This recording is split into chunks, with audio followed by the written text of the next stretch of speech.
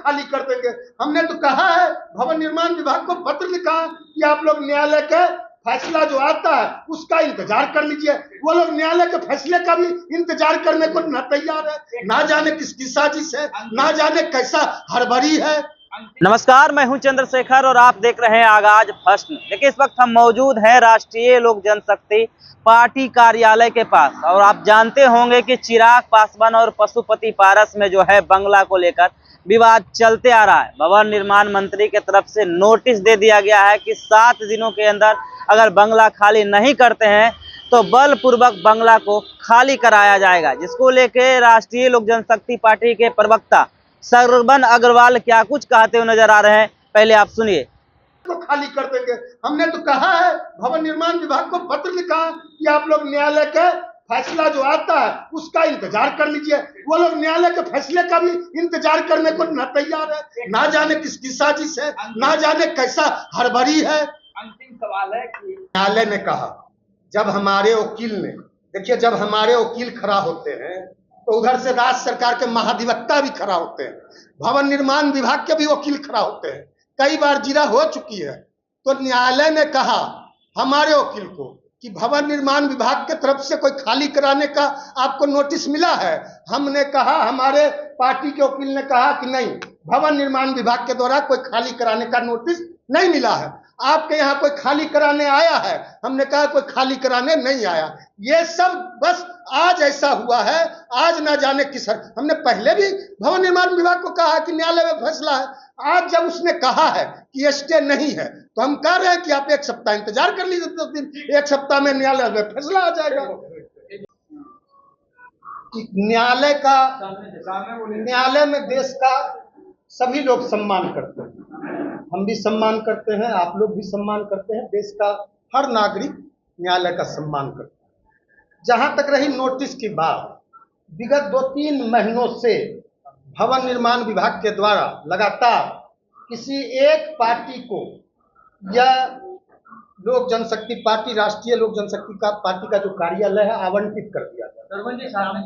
आवंटित करने के बाद हमको खाली करने का कोई आदेश भवन निर्माण की तरफ से, कोई खाली करने का चिट्ठी हमको नहीं दिया था। केवल भवन निर्माण विभाग ने एक पार्टी को आवंटन कर दिया था। उसके बाद हम लोग न्यायालय गए और हमने भवन निर्माण विभाग को लिखा कि मामला न्यायालय में है, न्यायालय का फैसला आ जाने दीजिए। और निर्वाचन आयोग के द्वारा हमको भी राज्य पार्टी का दर्जा प्राप्त है आज तक, अभी की स्थिति तक। और जिस पार्टी को आपने आवंटन किया दूसरी पार्टी को, उसको भी राज्य पार्टी का दर्जा प्राप्त है। विगत 2 महीने पहले भवन निर्माण विभाग ने लिखा हमको कि आपने नवीकरण नहीं कराया, पार्टी कार्यालय का रेन्युअल नहीं कराया।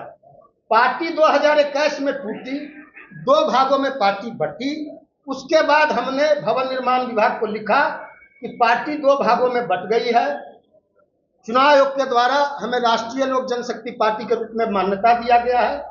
लोक जनशक्ति पार्टी का जो आवंटन है उसको रद्द करते हुए इसको राष्ट्रीय लोक जनशक्ति पार्टी के रूप में आवंटन कर दिया जाए। और जो आपका बकाया राशि है हमारे ऊपर, कार्यालय का जो किराया है, उसका विपत्र आप हमको दें, जिसका भुगतान हम करें। और लगातार हम बिजली बिल भी हमारे नाम से है, पारसाओं के नाम से हम लोग बिजली बिल का भी भुगतान कर रहे हैं।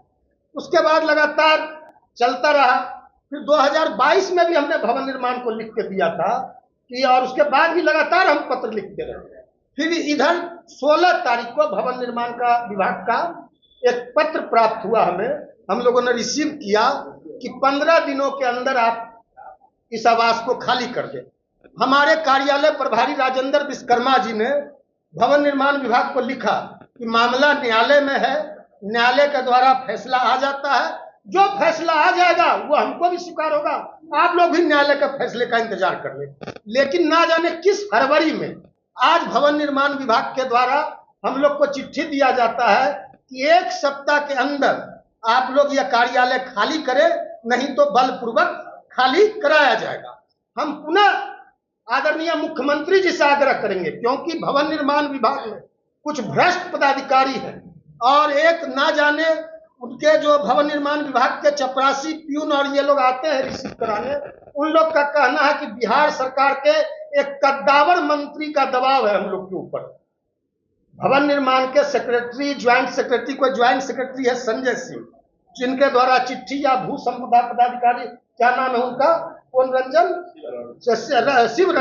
शिवरंजन, उन पर भवन निर्माण किसी बिहार सरकार के किसी कद्दावर मंत्री का पूरा दबाव है कि जल्दी से जल्दी खाली कराइए और जिस पार्टी को आवंटन किया गया है उसको खाली करा के उसके हैंडओवर कीजिए। रमन जी, क्या ये प्रतिष्ठा का सवाल बन गया है कि तो आपने श्रवण अग्रवाल को सुना, साफ तौर पे कहते हुए नजर आ रहे हैं जिस प्रकार से पार्टी 2021 में टूटी थी 2 भागों में और दोनों पार्टी को जो है राज पार्टी का दर्जा है, लेकिन जिस प्रकार से भवन निर्माण मंत्री की तरफ से नोटिस दिया गया है और कहा गया है कि राष्ट्रीय लोक जनशक्ति पार्टी का इस बंगला पे अवैध रूप से कब्जा है, तो जब पार्टी टूटी 2 साल तक भवन निर्माण कहाँ था। हम लोग कोर्ट का दरवाजा खटखटाएंगे और कोर्ट का आदेश का पालन करेंगे, लेकिन देखने वाली बात रहेगी कि चाचा भतीजा की लड़ाई में जीत चाचा की होती है या भतीजा की। लगातार अपडेट कराते रहेंगे, आप देखते रहिए आगाज फर्स्ट न्यूज।